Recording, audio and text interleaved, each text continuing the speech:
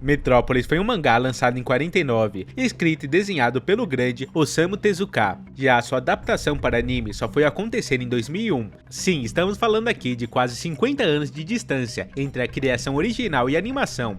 Mas por que isso aconteceu? E como o anime de Metrópolis acabou juntando 3 dos maiores nomes da história do anime, Katsuhiro Otomo, Rintaro e o próprio Tezuka. No vídeo de hoje eu quero responder essas perguntas, mas principalmente falar sobre as mudanças narrativas e estéticas do anime em relação ao mangá, sobre como o roteiro do Otomo trouxe personagens novos, mudou relações e ampliou o papel dos robôs na trama, dando outra cara para a história. Sendo um dos pontos mais interessantes nisso tudo, a evolução de Michi para Chima, e como essa mudança altera toda a simbologia da personagem, transformando ela num reflexo das tensões sociais do Japão. Se esse papo te interessar de alguma forma, então já se prepara e bora pro vídeo.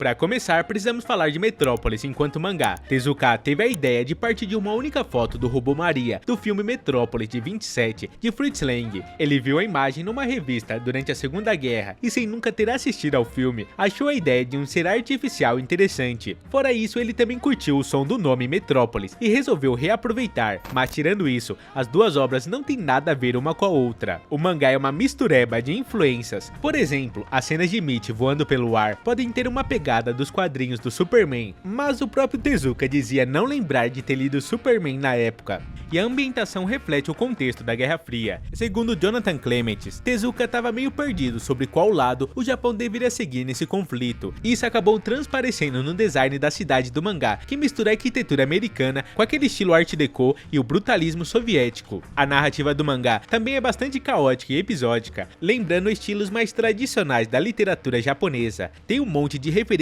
culturais e um humor satírico afiado, bem ao estilo Tezuka, com menções a Mickey Mouse, Charles Lauren, a bomba atômica e a intervenção estrangeira no Japão. A história ocorre num ritmo frenético, pulando de cena em cena sem se aprofundar muito em cada uma, o que faz dela o entretenimento mais leve para um Japão do pós-guerra. Mas se tem uma coisa que se destaca é a Michi. Ela começa como um ser ingênuo, mas ao descobrir sua verdadeira natureza, ela lidera uma revolta dos robôs contra os humanos, e essa mudança de personalidade reflete um sentimento ambíguo que o Tezuka e o Japão como um todo tinham em relação à ocupação americana depois da Segunda Guerra. O mangá também toca no medo da tecnologia nuclear, um tema que estava muito presente na cultura japonesa da época, bem na linha da metáfora do Godzilla de 54, que expressava o trauma da bomba atômica. O final da história reforça esse tom mais trágico, com Michi caindo e morrendo em um confronto com Kenichi. Como apontado no livro Japanese Visual Culture, que é a base da pesquisa para esse vídeo aqui, dá para interpretar isso como um recado do Tezuka. O problema não são os robôs, e sim os humanos, que criam tecnologia sem pensar nas consequências. Um pensamento que reflete muito o que se sentia no Japão do pós-guerra, onde a verdadeira ameaça não era a criação em si, mas quem a controlava. Isso leva a outra questão importante, a visão japonesa sobre robôs e inteligência artificial. Enquanto no ocidente as máquinas costumavam ser retratadas como uma ameaça, no Japão essa relação é bem diferente.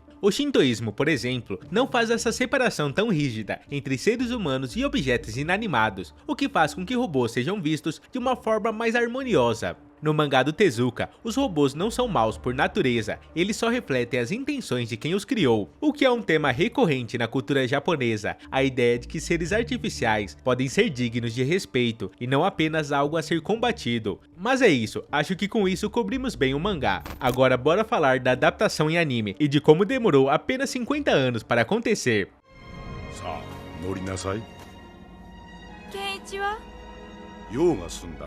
Primeiro, vale lembrar que este vídeo é um recorte focado especificamente nas mudanças narrativas e estéticas do anime em relação ao mangá. Por isso vou deixar de fora muita coisa, especialmente sobre as técnicas, a equipe e a importância desse filme para a indústria. Posso fazer um vídeo só sobre isso em outro momento se quiserem. Mas para contextualizar um pouco, o desejo do diretor Rintaro de adaptar Metrópolis para o cinema remonta aos anos 60, quando ele já trabalhava com Tezuka na Mushi Production durante a produção do anime de Astro Boy em 63. E desde cedo, Rintaro esteve envolvido profundamente com as obras do Tezuka, dirigindo episódios de Astro Boy e mais tarde até mesmo trabalhando em diversas adaptações de suas histórias, incluindo Fênix nos anos 80 e Jungle Titan em 97. Essa conexão fez com que ele desenvolvesse um grande respeito e admiração pelo legado do deus do mangá, o Tezuka.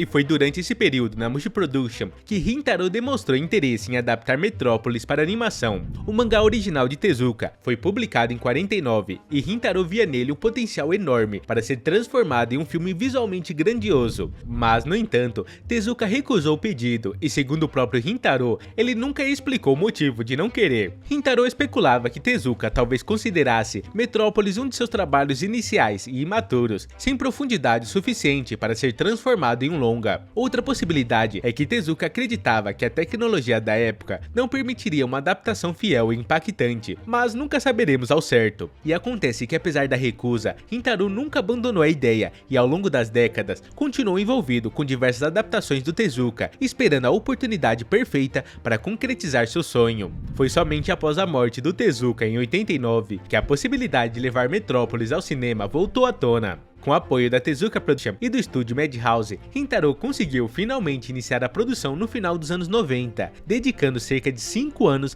ao desenvolvimento do projeto. Um longo tempo de produção que mostra o quanto esse filme era de fato um projeto de paixão para ele. Rintaro queria garantir que Metrópolis fosse uma obra-prima visual e conceitual, capaz de se destacar entre as adaptações do Tezuka. E para isso, ele e o roteirista Katsuhiro Otomo fizeram grandes mudanças, e a primeira delas foi na protagonista robô. No mangá, Michi é um robô andrógeno que sabe desde o início que não é humano e não passa por nenhuma crise existencial. No filme, essa questão é completamente transformada. Chima acredita que é humana e só percebe que é um robô em um momento de revelação dramática, o que desencadeia sua destruição. A cena em que Chima descobre sua verdadeira natureza é um dos pontos mais intensos da história. Ela não aceita a ideia de ser apenas uma máquina e, num acesso de raiva e frustração, acaba ativando todo o sistema de controle do Ziggurat, o edifício monumental de Duke Red. Sua explosão de poder leva a cidade ao colapso e define o desfecho do filme. Eu particularmente gostei dessa mudança, porque traz um peso emocional muito maior à personagem e transforma sua história em uma tragédia. Enquanto no mangá Michi e Kenichi tinha uma amizade mais leve e descontraída, no filme a relação entre Chima e Kenichi tem um peso muito maior, com um envolvimento emocional mais forte. Outra alteração grande envolve Duke Red e Rock. No filme, Rock é um órfão adotado por Duke Red depois de uma guerra, mas ele nunca é reconhecido como filho legítimo. Isso cria um conflito central na trama, já que Rock tenta desesperadamente ganhar a aprovação do Duke Red, recorrendo à violência e à obsessão para eliminar robôs, especialmente Chima. No mangá, Rock não existe.